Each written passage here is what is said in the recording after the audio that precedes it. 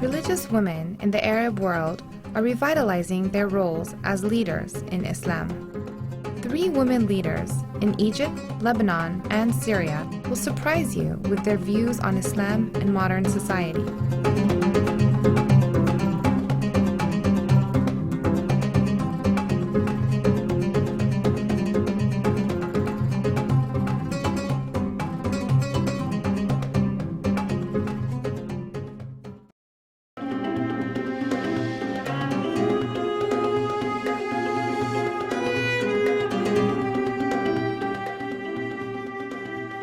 Lena Hamoud founded her own Islamic center in central Beirut, Lebanon. She has a simple life, and she advises mostly working-class women. شوفي هلا الإنسان القائد لازم يكون مثال أعلى. بشتغل على حالة لكون قائدة بنظر الآخرين، بنظر نفسي، بنظر رب العالمين إلي. بأي موضوع غير الصدق كل شيء بدي أعمله، مثلا أي أمر بمعروف أو نهي عن منكر، أي شيء بدي أعمله بدي يكون أنا مجربته على نفسي، مطبقته ومتعلمته، عاملته عمليا، بعدين بعلمه. مشان هيك أي خلق بدي أعلمه بدي يكون أنا قائدي فيه.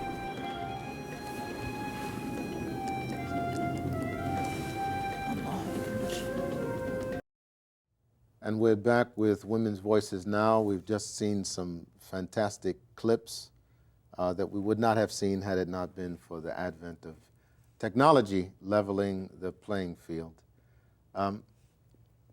Tell us about how the 3 of you got together.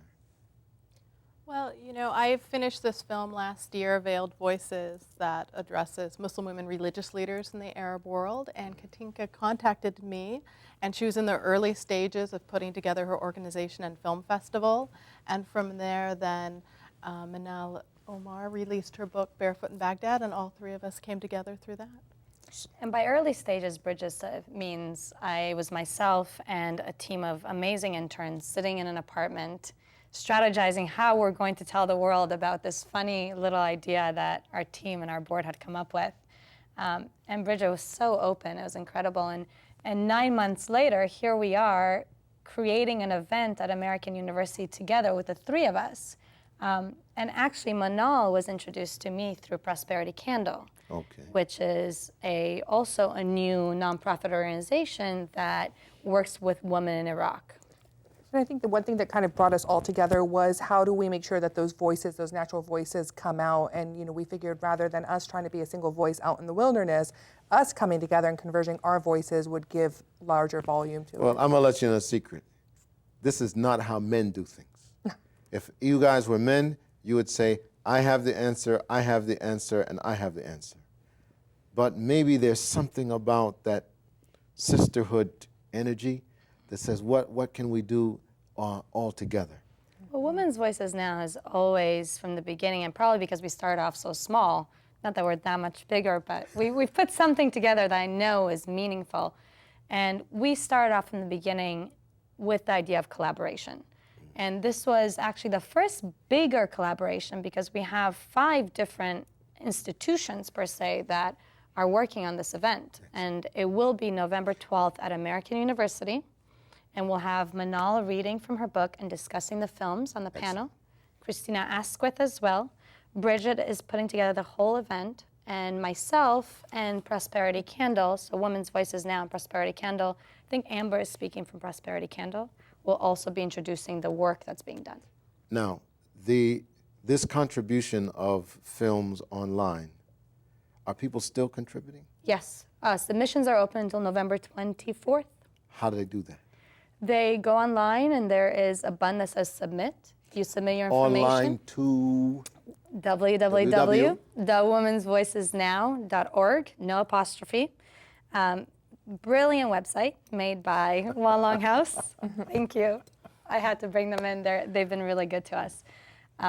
Again, the concept of collaboration that we're doing as well.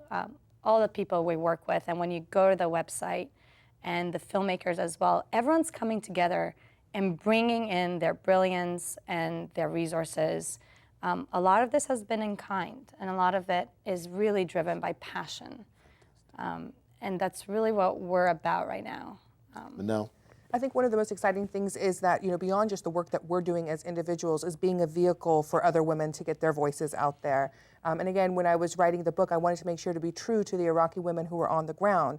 And You're not an Iraqi woman. You're actually a Palestinian. I'm a Palestinian American woman, and I talk a lot about that, about my different identities and how each identity, being a Muslim, being a Palestinian, being married to an Iraqi, all the different identities kind of take play inside the book, because that's multiculturalism as it exists today. And a lot of people are questioning, what does multiculturalism bring to the table? I try to answer a bit of that, in the book as well. So it's not just about Iraq; it's a lot about identity, and particularly women's power and identity. And American University is hosting this. Yes, School of Communication. And we have a Middle East Studies program which reflects this kind of diversity, because it's bringing together all the different programs on campus to do joint events, which is very exciting. This is a very exciting discussion, and I wish that we had all the time in the world. We don't. What can people do now? They can attend this event on November 12th. On November 12th, they can make a submission by November 24th on the website. They can go and watch the films, because that is the principal purpose of the project, is education. Now, the crazy film with the cartoon, Yes. that was submitted by? A student in Egypt, actually. It's a student film. It's in the category. It's very good. It's very conceptual. I like the black one. Which I don't think we got to see in the clip, but if you go to the website, you'll see the ending of the film, which brings in another. I mean, because this is actually taking a larger position. It's not just about women. It's about seeing society through a different lens. It's about seeing some of the challenges of race and gender and class in another way. How do you think this is going to affect the way people here view people in the Muslim world?